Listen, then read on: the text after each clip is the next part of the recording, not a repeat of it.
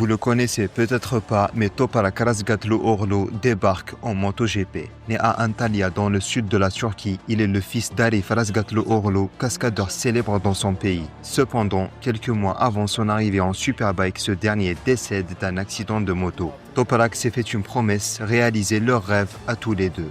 Dès 2018, c'est une révélation en Superbike. Et en 2021, il détrône Jonathan Rea pour devenir le tout premier Turc champion du monde en Superbike. Mais le sommet, c'est en 2024. 13 victoires consécutives avec BMW, un titre mondial et surtout le tout premier titre constructeur de l'histoire de la marque, du jamais vu. Toprak, c'est aussi un style unique, un funambule du freinage, mais aussi un homme guidé par ses valeurs. Il ne célèbre jamais avec du champagne, par respect pour sa foi musulmane, et prie avant chaque départ. Et maintenant, place au grand saut. En 2026, il débarque en MotoGP avec Yamaha chez Pramac, au guidon d'une M1 aux aspects identiques à celle de Fabio Quartararo. Toujours soutenu par Red Bull et selon son manager Kenan Sofuoglu, on a parlé avec 5 usines et on a signé un contrat qui satisfait tout le monde. Yamaha le prépare déjà pour l'avenir, retour des pneus Pirelli en 2027, nouveau moteur 850 cm3, aérodynamique limitée et surtout